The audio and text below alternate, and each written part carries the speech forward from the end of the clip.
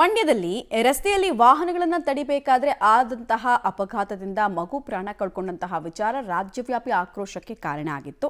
ಇದರ ಬೆನ್ನಲ್ಲೇ ಈ ಥರದ್ದೆಲ್ಲ ಅವಘಡಕ್ಕೆ ಆಸ್ಪದ ಕೊಡಬಾರ್ದು ಅಂತ ನಗರ ಪೊಲೀಸ್ ಆಯುಕ್ತ ಬಿ ದಯಾನಂದ್ ಅವರು ತಿಳಿಸಿದ್ದಾರೆ. ಬೆಂಗಳೂರಿನ ಎಲ್ಲ ಹಿರಿಯ ಅಧಿಕಾರಿಗಳು ಮತ್ತು ಇನ್ಸ್ಪೆಕ್ಟರ್ಗಳಿಗೆ ವಿಸಿ ಮೂಲಕ ಡಿಡಿ ಪರಿಶೀಲನೆ ಮಾಡೋ ಪೊಲೀಸರಿಗೆ ರಾತ್ರಿ ಪಾಳಿಯಲ್ಲಿ ನಾಕಾಬಂದಿ ಹಾಕೊಂಡು ಪರಿಶೀಲನೆ ಮಾಡೋದ್ರ ಬಗ್ಗೆ ಮುಂಜಾಗ್ರತಾ ಕ್ರಮವನ್ನು ಅನುಸರಿಸುವಂತೆ ಮಾರ್ಗಸೂಚಿಯನ್ನು ಹೊರಡಿಸಿದ್ದಾರೆ. ಅಲ್ಲಿಗೆ ಸ್ಪೀಡ್ ಕಂಟ್ರೋಲ್ ಆಗುತ್ತೆ ಎಲ್ಲ ವೆಹಿಕಲ್ಸ್ದು ಮತ್ತು ಚೆಕಿಂಗ್ ಕೂಡ ಆಗುತ್ತೆ ಅನ್ನೋದು ಪೊಲೀಸ್ ಇಲಾಖೆಯ ಲೆಕ್ಕಾಚಾರ.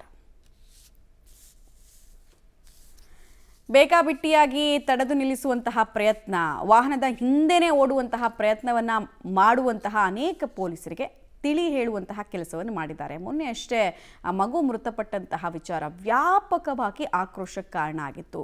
ಪೊಲೀಸರ ಬಗ್ಗೆ 108 ಪ್ರಶ್ನೆಗಳು ರೈಸ್ ಆಗುವಂತೆ ಕೂಡ ಮಾಡಿದ್ವು. ಫೈನಲಿ ಈಗ ನಗರ ವ್ಯಾಪ್ತಿಯಲ್ಲಿ, ಬೆಂಗಳೂರು ವ್ಯಾಪ್ತಿಯಲ್ಲಂತೂ ಈ ವೀಕೆಂಡಲ್ಲಿ ಡಿ ಟೆಸ್ಟನ್ನು ಹೆಚ್ಚಾಗಿ ಮಾಡ್ತಾರೆ, ಡ್ರಿಂಕ್ ಆ್ಯಂಡ್ ಡ್ರೈವ್ ಟೆಸ್ಟನ್ನು. ಸೊ ಆಲ್ಮೋಸ್ಟ್ ಅಲ್ಲಿ ಬ್ಯಾರಿಕೇಡೇ ಹಾಕಿರ್ತಾರೆ. ಕೆಲ ಕಡೆಗಳಲ್ಲಿ ಏನು ಮಾಡ್ತಾರೆ ಅಂದರೆ ಬ್ಯಾರಿಕೇಡ್ಗಳನ್ನು ಸ್ಪೀಡ್ ಕಂಟ್ರೋಲರ್ ದೃಷ್ಟಿಯಿಂದ ದೂರದಿಂದಲೇ ಹಾಕಿರಲ್ಲ.